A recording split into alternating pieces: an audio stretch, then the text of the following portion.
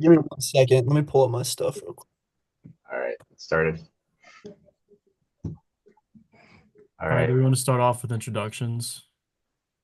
Yeah, my name Yeah, is sure. Preston, and I major in aviation.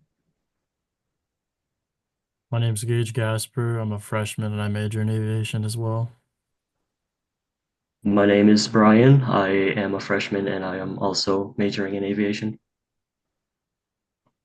I'm Alan. I'm a sophomore in aviation. My name's Zach. I am also a freshman in aviation and professional flight. Okay. So, have you heard of the WASP program before this class? If yes, where did you learn about it? If no, what are your initial impressions?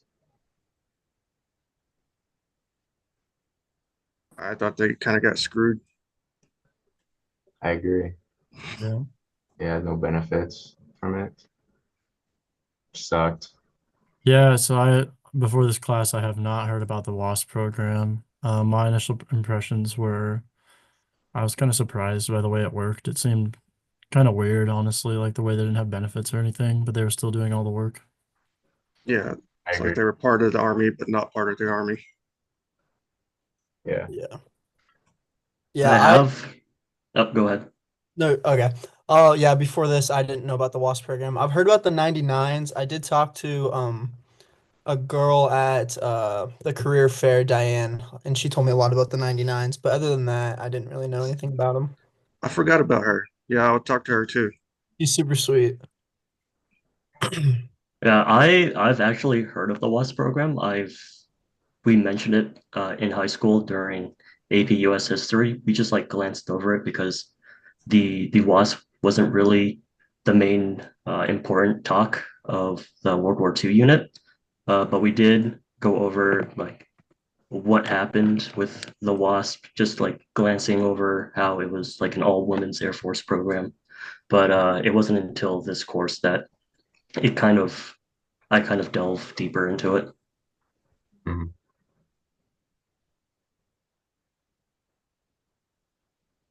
Um, all right, second question.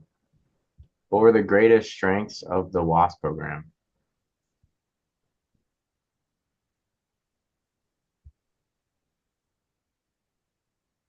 Okay, I'll go first. I kind of had a list of stuff. They supported military operations. They broke a lot of like gender barriers.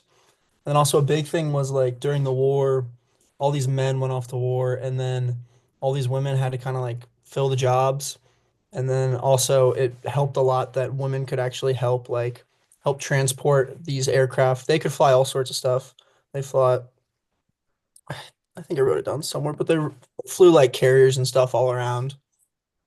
And then they also had to go through a lot of training, which was good. So they're very trained pilots, and yeah, it's good. Yeah, I thought in my opinion, it was like a better than nothing type situation. Like the women don't get like the roles of the men, but they at least still get to be in planes and flying. I thought some strengths were that it freed up male pilots for combat duty by taking on non-combat roles, like how they ferried aircraft around, and then I think they tested brand new aircraft straight off the line. So, which would be a really cool job to have, even though it's not, I guess, the combat role.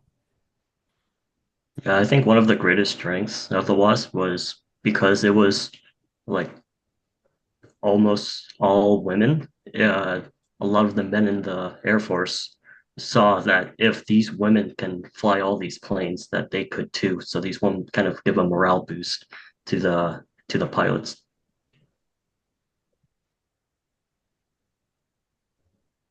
Mm, Uh, I thought it was pretty cool that they let them start flying in the bombers too, even though they said women couldn't handle the weight of the control surfaces.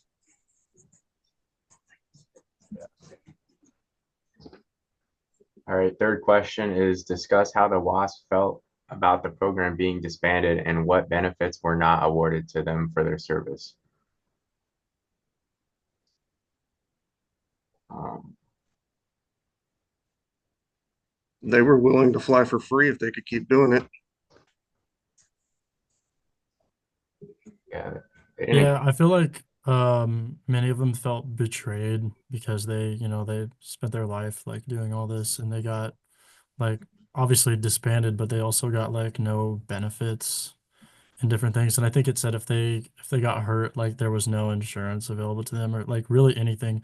So it seems that most of them were doing it just out of their love for flying, I guess, and being able to, break that barrier of um pilots kind of being a male role. And I guess you could probably say it started like a movement of women in aviation.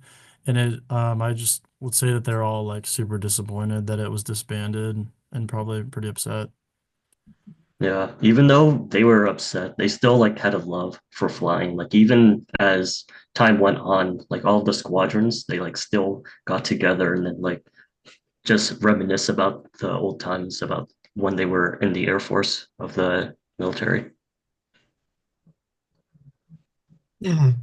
Yeah, I found somewhere that it said in 1977 the WASP pilots were actually granted veteran status, which is like took forever for them to do. And then also in 2010 they were actually granted a congressional gold medal for what they did and finally started to get kind of recognized for the stuff they did, even though that was a lot later. And yeah, I kind of just realized how they kind of just felt like not valued and no one really like acknowledged them for like all the work they did during the war. And they kind of felt betrayed and they weren't granted military status or like a veteran status. Like if one of them died, they wouldn't have a military funeral or any of that. And yeah, that's basically it. Oh yeah, that didn't they say that later on there was something, I mean, it's probably something to do with what you just said, but Yeah. they weren't allowed to be buried in like I guess like I don't remember what it's called, like the military cemetery or something. Yeah, I think there was something with that, which was kind of, yeah, that's kind of messed up for what they Yeah. did.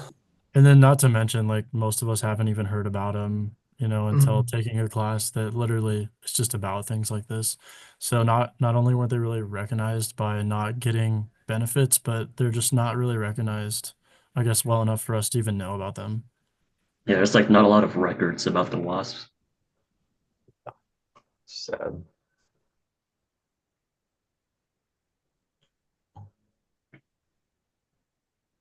All right, any final thoughts? Yes.